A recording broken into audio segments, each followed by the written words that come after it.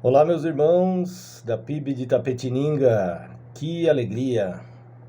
Espero que os irmãos estejam todos bem aí. Aqui nós estamos bem, graças a Deus. Bom, feliz mais uma oportunidade de estarmos juntos à distância, mas a alegria permanece a mesma. Podermos estudar a palavra junto com os irmãos e podemos aprender do nosso Deus Trino, o Pai, o Filho, o Espírito, para que possamos crescer na graça e no conhecimento de Cristo, que é o que mais importa na nossa vida, irmãos. Conhecer a Deus e sermos transformados pela obra do Espírito Santo em nossas vidas, aplicando o conhecimento das Escrituras em nós, né? Renovando a nossa mente e nos transformando para que a gente possa experimentar a boa, perfeita e agradável vontade de Deus na vida cotidiana, na vida prática. Porque senão o nosso cristianismo ele não vai ter impacto na vida de ninguém e não vai revelar Cristo a ninguém. Então nós precisamos conhecer a Deus e conhecer a sua vontade revelada nas Escrituras, e com o auxílio e o poder do Espírito Santo, nos esforçar diariamente para colocarmos em prática na nossa vida, em todas as áreas, e aplicar a palavra de Deus. Então, esse é o nosso objetivo nesse estudo que nós vamos fazer. Neste dia, a pedido do pastor José Luiz, mais uma vez, me é dado essa oportunidade que me alegra muito o coração, de poder estar aí com os irmãos e estudarmos a palavra, as Escrituras. Bom, irmãos, sem mais delongas, vamos para o texto que eu escolhi para poder estudar com os irmãos, né? Eu vou continuar em Colossenses. Nas últimas oportunidades, os irmãos estão lembrados disso, né? Eu sempre tenho falado com vocês, nas oportunidades que tive, sobre a carta do apóstolo Paulo aos Colossenses, né? Essa carta maravilhosa, rica teologicamente e também com instruções práticas para a vida cristã, maravilhosas, né? E práticas que nós precisamos nos aprofundar no estudo delas, porque uma coisa que tem me preocupado muito, irmãos, principalmente no meio que nós chamamos de evangélico, entre aspas, né? É a distância entre aquilo que a maioria de nós evangélicos dizem crer com aquilo que a maioria de nós evangélicos pratica no dia a dia. Então, aquilo que nós afirmamos crer com aquilo que nós praticamos, ou seja, a teologia que nós afirmamos crer e a piedade prática da nossa vida diária, isso tem me causado espanto no círculo chamado evangélico, né? Não bastasse os escândalos que nós presenciamos na mídia envolvendo pessoas, até mesmo líderes que se dizem pastores, mestres, e que professam ser cristãos e que, na verdade, a vida está muito distante daquilo que se afirma crer. E se tem algo importante e maravilhoso na literatura, nas cartas do Novo Testamento, nas escrituras do Novo Testamento, é essa questão de que você sempre tem o conteúdo teológico, né, com o indicativo, ou seja, a afirmação daquilo que Deus fez por nós através de Cristo, e depois você tem a parte prática nas cartas do Novo Testamento, que é os imperativos. Mas muitos crentes, eles gostam de ouvir os indicativos. Ou seja, a obra maravilhosa que Deus fez por nós através de Cristo, ou seja, o Evangelho. mas eles não gostam de ouvir os mandamentos, os imperativos, né? Nós vemos muito isso na dinâmica da ética do apóstolo Paulo nos seus escritos. Ele traz a doutrina, a sã doutrina, o evangelho, confrontando erros, falsos mestres, falsos ensinos. E na segunda parte das suas cartas, ele sempre traz os imperativos. É como se ele dissesse assim: tendo em vista aquilo que vocês são em Cristo por causa da graça de Deus, agora vivam desta maneira. Então, isso é uma coisa importante, e a preocupação minha é que realmente eu não tenho visto muitos evangélicos, pelo menos que eu tenho visto, preocupado com a busca pela santidade. A busca pela santidade. E Deus, ele exige do seu povo santidade, né? Sede santos porque eu sou santo.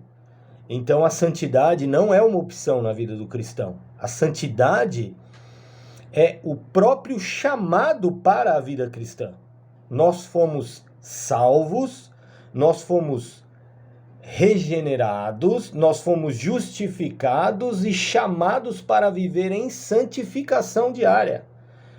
Ou seja, responder ao controle do Espírito Santo na nossa vida para que nós possamos viver aplicando os ensinos das Escrituras, os princípios morais ensinados por Deus na Bíblia, para que nós sejamos conformados com a imagem de Cristo, a imagem de Deus. É a transformação diária na vida de um cristão. Irmãos, quando eu estive aí, na última vez, em janeiro, num domingo, se não me falha a memória, 16 de janeiro, eu pude expor aos irmãos o capítulo 2 de Colossenses, né, do versículo 9 até o versículo 17. Eu não vou recapitular tudo, mas o que nós vimos ali foi a suficiência de Cristo para a nossa salvação. De que o legalismo proposto pelos falsos mestres que estavam invadindo as igrejas do Vale do Lico, da qual a região que Colossos fazia parte, junto com Hierápolis e Laodiceia, eles estavam trazendo no sincretismo daquela seita, daquele falso ensino, daquela heresia, o gnosticismo, que ensina que você alcança a salvação pela gnose, o conhecimento, e eles estavam trazendo o legalismo judaico, que era necessário guardar o calendário judaico, a dieta judaica e a circuncisão. E também, no verso 18, nós não tivemos a oportunidade de chegar lá, no 18 até o 18 e 19, Paulo vai combater o misticismo, que também fazia parte dessa heresia. Ele vai citar aqui adoração a anjos e visões que esses falsos mestres afirmavam ter, novas revelações, um conhecimento secreto que nem os apóstolos tinham e eles diziam ter esse conhecimento secreto. E nós já vimos que o conhecimento que Deus nos deu para a salvação, ele não é mais secreto, mais oculto, ele foi revelado através do Evangelho, na pessoa de Cristo e na obra consumada por Cristo, através da sua vida, da sua morte e da sua ressurreição. E esta mensagem agora, ela não é uma mensagem secreta, ela é uma mensagem revelada e pregada a toda a humanidade. Então, não existe novas visões, novas revelações. Tudo aquilo que Deus quis nos revelar está nas Escrituras. O cânon das Escrituras foi fechado. E nós temos toda a revelação de Deus na Bíblia. Nós não temos mais revelações novas de Deus. Então, Paulo vai aqui dizer que isso não passava de algo da carnalidade, da natureza pecaminosa da mente humana, fabricando essas coisas, essas filosofias inúteis e enganosas. E Paulo, no verso 20 a 23, ele também vai combater o ascetismo, que é o rigor ascético. Essa heresia propunha aos crentes de Colossos e ali da região do Vale do Lico, que você podia alcançar, para você alcançar a salvação e uma maturidade espiritual, era necessário o rigor ascético, ou seja, práticas de rigor ascético. É você submeter ao seu corpo a autoflagelação, privar o seu corpo de certos alimentos, bebidas, privar o corpo de coisas que em si mesmas não são pecaminosas, coisas criadas por Deus e que são lícitas. E na visão gnóstica, você tinha um dualismo, que o corpo, o espírito é bom e a matéria é má. Então você precisa privar a matéria, o seu corpo, e sujeitar a ele a um rigor, a uma disciplina rigorosa ascética, e que isso elevaria o espírito e a pessoa alcançaria um nível de maturidade, de uma espiritualidade plena. E Paulo, na verdade, versículo 23, Colossenses 2, versículo 23, irmãos, ele vai dizer que esse ascetismo, esse rigor ascético, legalista, ele vai dizer assim, essas regras, verso 23, têm, de fato, aparência de sabedoria, com sua pretensa religiosidade, falsa humildade e severidade com o corpo, mas não tem valor algum para refrear os impulsos da carne. Veja, regras, preceitos humanos, privar o seu corpo de coisas lícitas que Deus criou, achando que é isso que vai dar o poder de você vencer a sua natureza pecaminosa, não é o caminho do evangelho, não é o caminho da fé cristã.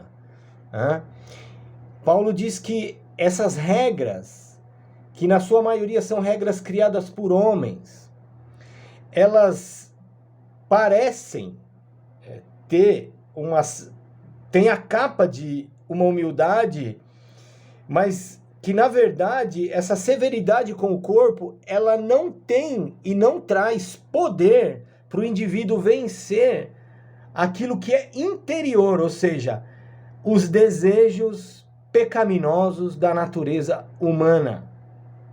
Agora a pergunta fica, qual é então o caminho proposto pela fé cristã, pelo Evangelho de Cristo, para que o crente em Jesus viva em santidade na sua vida diária, conseguindo vencer os desejos, as concupiscências, que é um termo muito usado no Novo Testamento, que são desejos pecaminosos, desenfreados da nossa natureza caída. Qual é o caminho para a maturidade espiritual? Bom, o caminho, Paulo nos traz no capítulo 3 da carta aos Colossenses. Capítulo 3, versículo 1, ele conclui o que ele vinha dizendo no verso anterior, que essas regras criadas por homens, esse rigor ascético, na verdade, não tinha poder algum contra os impulsos da carne. E agora ele diz, portanto, já que vocês ressuscitaram com Cristo, procurem as coisas que são do alto, onde Cristo está sentado à direita de Deus.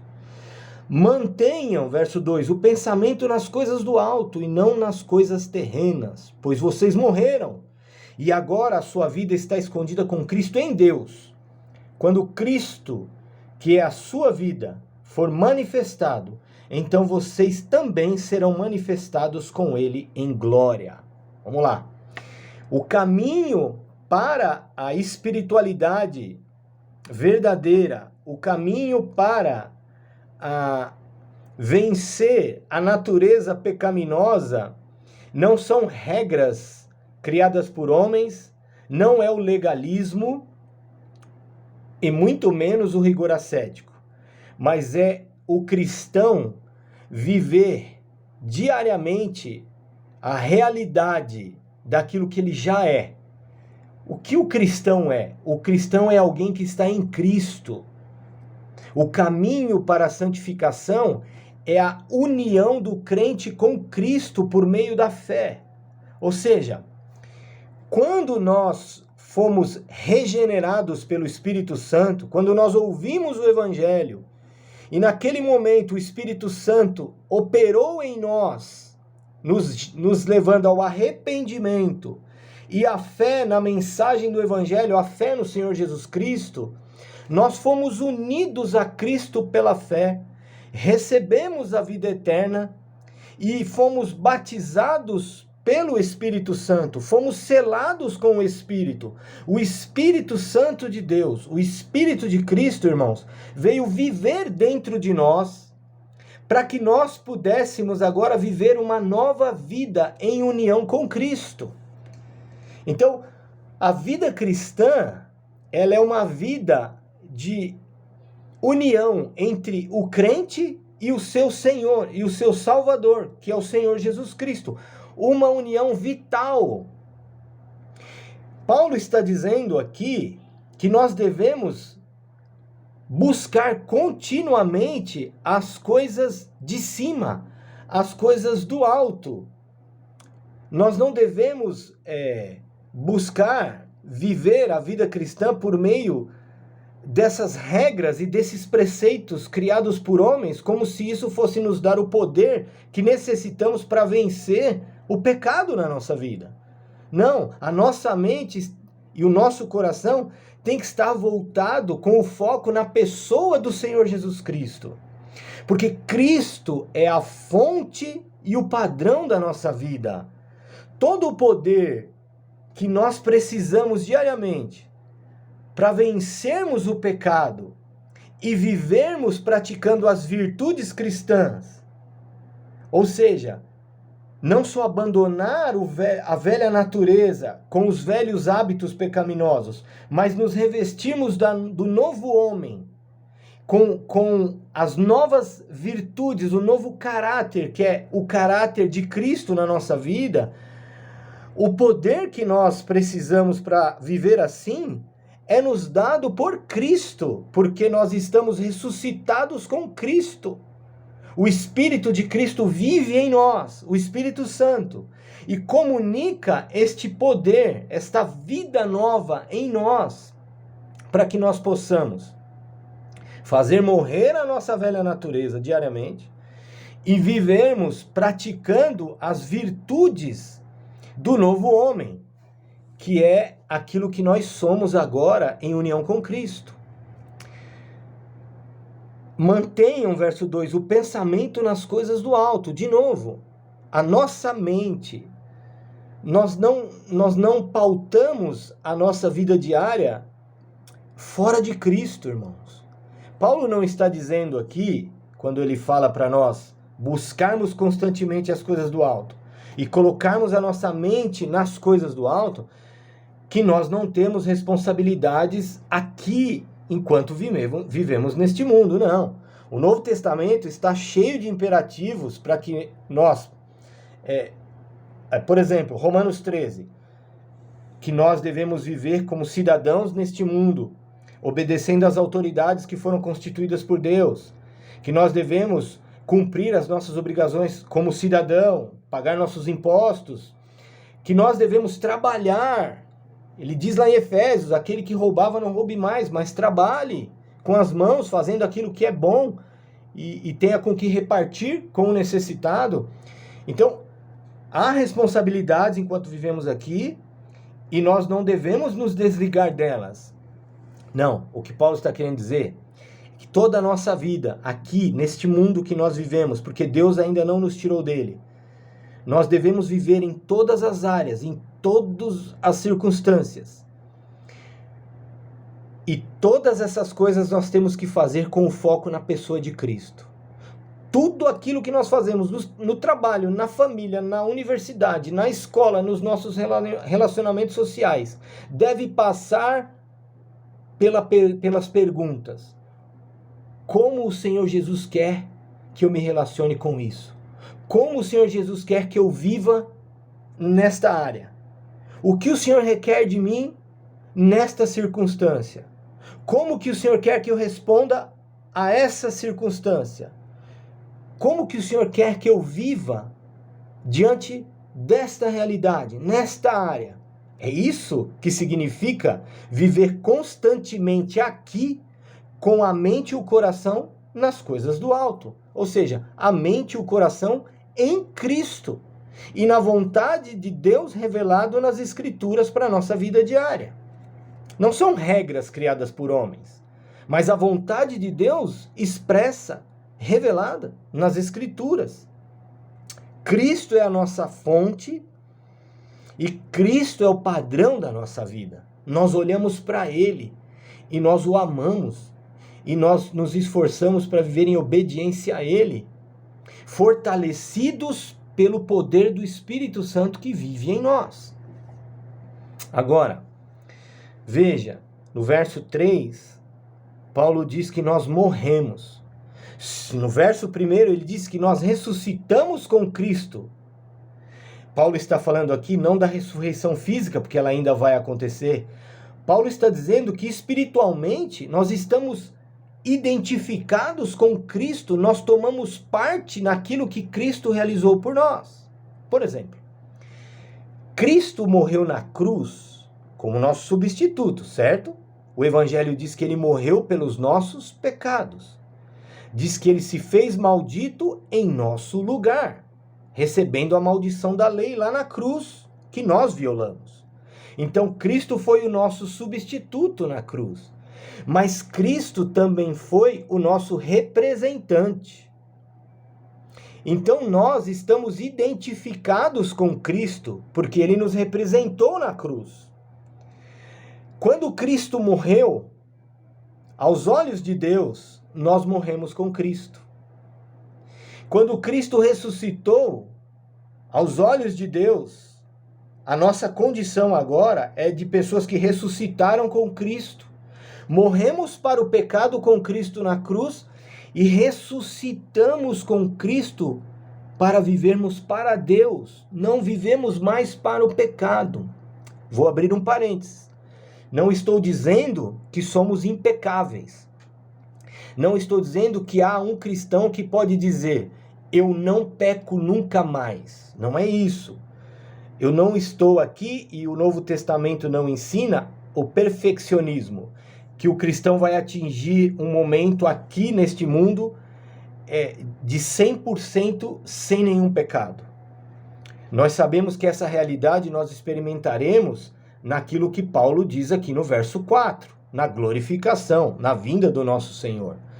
Mas, irmãos, isso não nos dá a liberdade de acharmos que vamos viver aqui entregues aos desejos da nossa natureza caída. Não! Deus fez provisão para nós vivermos em santidade. Deus colocou em nós o seu Espírito. A terceira pessoa da Trindade habita no cristão. Nós somos templo e moradas de Deus por meio do Espírito Santo. O Espírito Santo vive dentro do crente. E aí nós temos o poder, que é o poder da vida ressurreta de Cristo, que é o Espírito de Cristo vivendo em nós, comunicando vida espiritual, poder para dizermos não diariamente ao pecado na nossa vida. Não é uma lista de regras, mas é o próprio Deus, através do Espírito, que implantou em nós esta nova vida, esta nova natureza. O Espírito de Deus vivendo em nós e nos fortalecendo, nos capacitando para vivermos em santidade diariamente na nossa vida. Agora, nós morremos com Ele para o pecado e ressuscitamos com Ele para uma nova vida. Só que esta nova vida que nós temos para muita gente no mundo, ela é oculta. Por exemplo, os ímpios casam, os crentes também casam. Os ímpios trabalham, nós cristãos também trabalhamos. Os ímpios estudam, os crentes também estudam. Os ímpios têm algum momento de lazer, entretenimento. Nós cristãos temos momentos de lazer e entretenimento com coisas que não violam os mandamentos e o caráter de Deus. Então, muitos que não são crentes olham para um cristão e, a grosso modo, não veem muita diferença. Por quê? Em certo sentido, eu não estou falando aqui de práticas pecaminosas, mas em certo sentido, a vida de um crente é semelhante à vida de um ímpio nestes aspectos, de que fazemos coisas semelhantes. Essas todas que eu citei a vocês que fazem parte do comum da vida.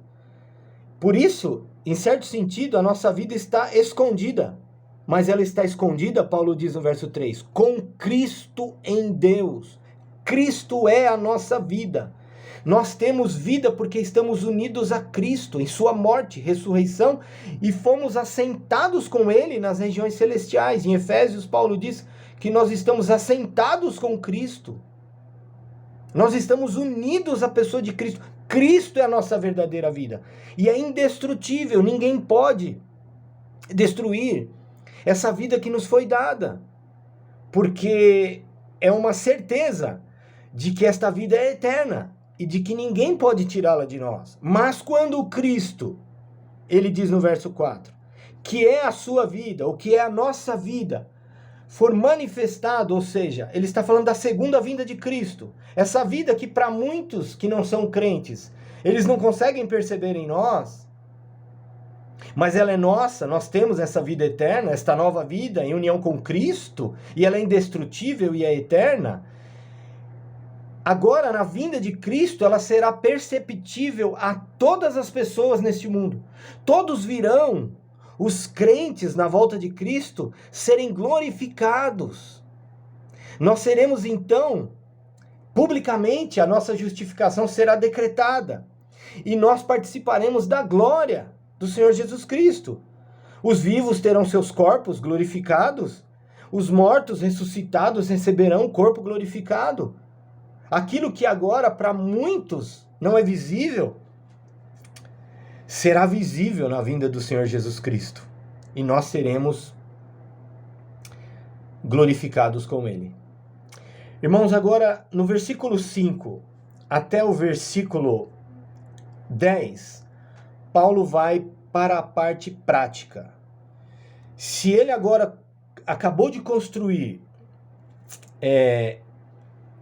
teologicamente a base da nossa santificação diária, que não é o ascetismo, que não é o legalismo, que não é um misticismo sem fundamento bíblico, que não é o legalismo, mas a nossa união com o Cristo vivo, com o Cristo exaltado no céu, ou seja, o crente morreu juntamente com Cristo para o pecado, ressuscitou com Cristo para uma nova vida com Deus, e ele está unido ao Cristo que está à direita de Deus exaltado, aguardando o dia em que este Cristo virá, para nos fazer participantes da sua glória.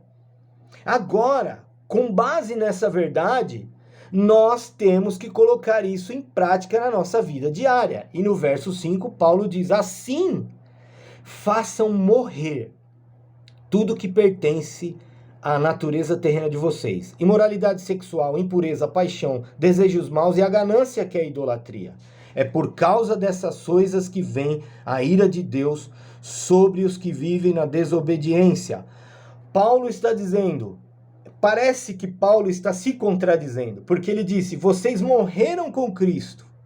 Quer dizer, algo que já aconteceu por causa da nossa união com Cristo em sua morte na cruz. Agora ele diz, façam morrer. O que Paulo está dizendo aqui é, aquilo que vocês são, a condição que vocês ocupam por estarem unidos a Cristo, ou seja, vocês morreram para o pecado. Agora vocês coloquem isso em prática né, na sua vida diária, pela fé em Cristo. Façam morrer tudo que pertence à natureza pecaminosa de vocês. O crente precisa entender, irmãos, de uma vez por todas, todo cristão precisa entender que Deus fez provisão para vivermos uma vida em santidade. Ele nos deu o seu Espírito para viver em nós. Ele nos deu as Escrituras para que nós possamos ler, conhecer a vontade de Deus para cada área da nossa vida.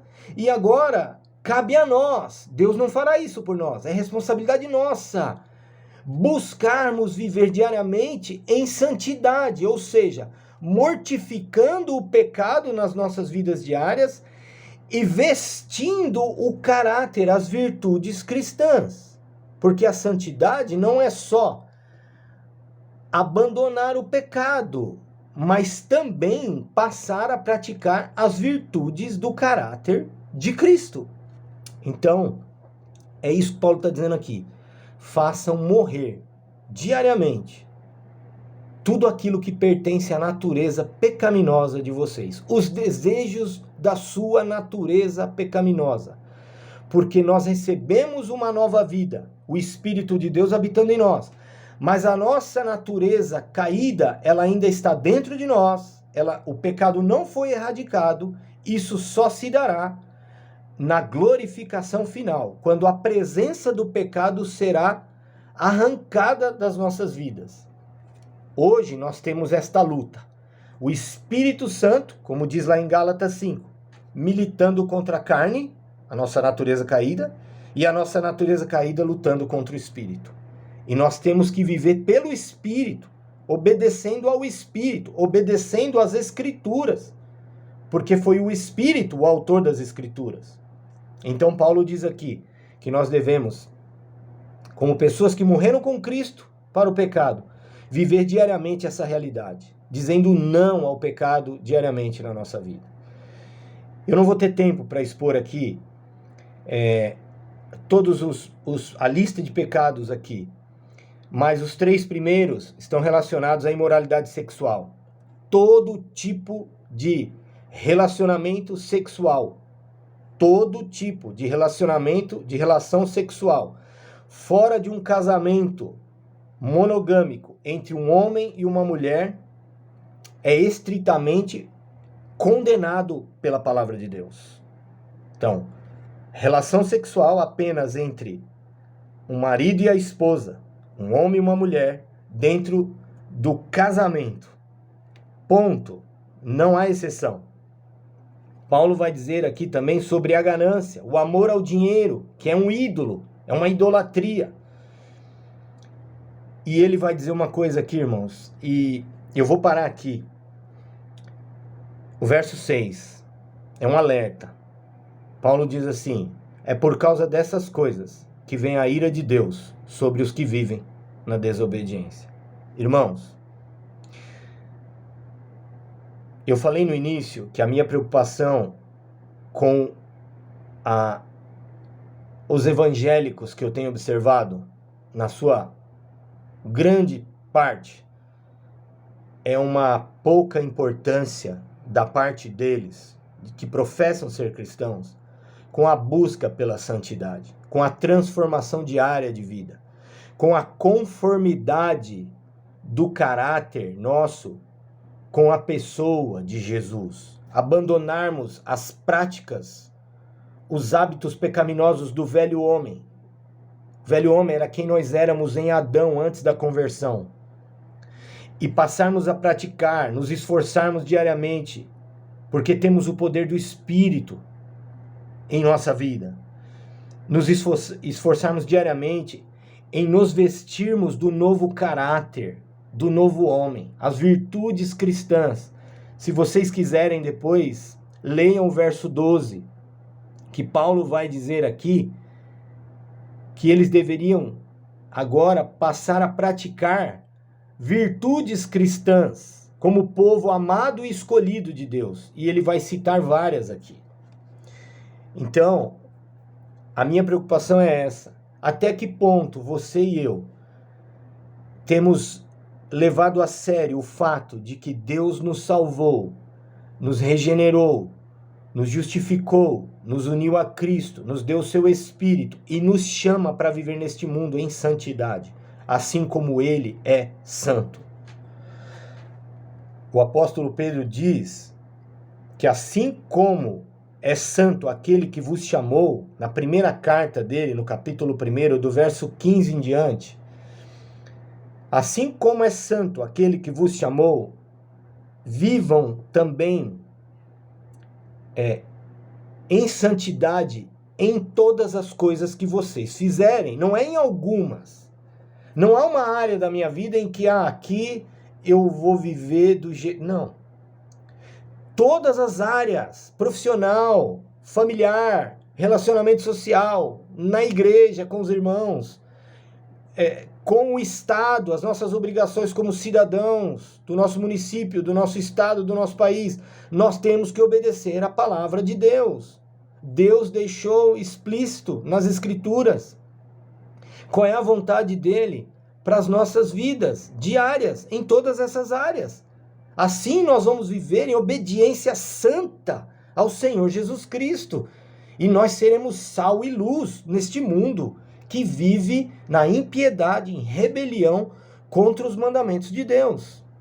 Então, irmãos, o alerta é: um dia, verso 6, a ira de Deus será derramada sobre os ímpios, sobre todo ser humano que viveu a sua vida sem levar Deus em conta, sem se importar se a maneira como estavam vivendo era a maneira que agradava o Criador dos céus e da terra, o Deus que criou toda a humanidade. Se a maneira que viveram foi essa, de viver entregue aos desejos da sua natureza caída, o que eles vão receber no dia do juízo? A santa ira de Deus, que é o desprazer e o ódio santo de Deus contra o pecado, porque o pecado é uma violação contra a santidade, contra a justiça, contra a lei de Deus. É dizer a Deus: não me importo com quem você é e não me importo como você diz que eu deva viver. Eu vou viver do jeito que eu quero viver. Irmãos, todas as vezes que nós pecamos, nós fazemos isso. Então, os ímpios vão receber, no dia do juízo, a ira de Deus. E nós, crentes em Jesus, só não iremos receber essa ira, porque o nosso Senhor recebeu ela na cruz, em nosso lugar. Toda a ira de Deus foi esgotada sobre ele, para que nós pudéssemos ser perdoados e tivéssemos a nossa dívida dos nossos pecados apagadas por Deus e perdoadas por Deus. Então, leve a sério a questão da santidade, irmãos, na sua vida. Você foi salvo pelo Espírito através do Evangelho. Você foi unido a Cristo em sua morte e ressurreição e em sua ascensão. A sua vida verdadeira é Cristo. Você tem a vida eterna porque a vida eterna é Jesus Cristo e você tem Jesus Cristo. Agora, sabendo que você morreu junto com ele na cruz para o pecado, para a velha vida, viva mortificando pelo poder do Espírito, aplicação das Escrituras na sua vida diária. Viva mortificando diariamente o pecado na sua vida. E viva praticando as virtudes cristãs que estão expressas aqui no Novo Testamento, que é a vontade de Deus para a vida dos seus filhos. E não faça pouco, porque há muitos irmãos, e que até frequentam igrejas, mas que acham que podem viver afirmando que creem em Cristo, sem se incomodar com o pecado e sem se esforçar para viver em santidade. Se não há em nós, preste atenção, eu vou encerrar com essa fala. Se não há em nós o desejo de sermos santos, se não há em nosso coração o desejo de vivermos em obediência a Deus e de sermos parecidos com Cristo, temos que nos examinar verdadeiramente se somos crentes de verdade. Porque todo crente de verdade, por mais que ele lute, por mais que ainda ele às vezes peca, ele se arrepende, ele continua firme e perseverando, mas o desejo da santidade permanece nele, e ele busca, e ele pede a Deus, ele ora, e ele tem desejo de ser santo. Se não tem, não é um cristão. Amém? Que Deus abençoe a sua palavra, abençoe os irmãos, e dê a vocês força, perseverança de viver olhando para Cristo, vivendo tendo Ele como fonte e padrão da sua vida, em tudo aquilo que você for viver. Viver buscando, viver para o inteiro agrado de nosso Senhor Jesus Cristo. Deus abençoe vocês. Um abraço a todos.